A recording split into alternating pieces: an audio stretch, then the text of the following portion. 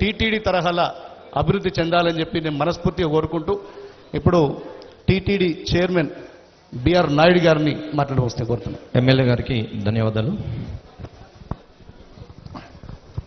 ఓం నమో వెంకటేశాయ.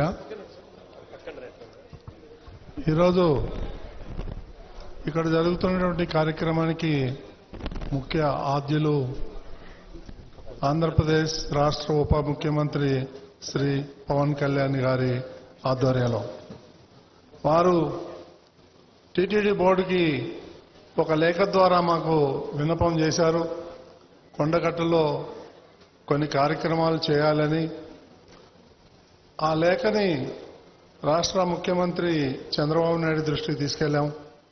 వారు వెంటనే ఆమోదించారు. ఆ తర్వాత బోర్డు మీటింగ్లో పెట్టి దాన్ని శాంక్షన్ చేయడం జరిగింది.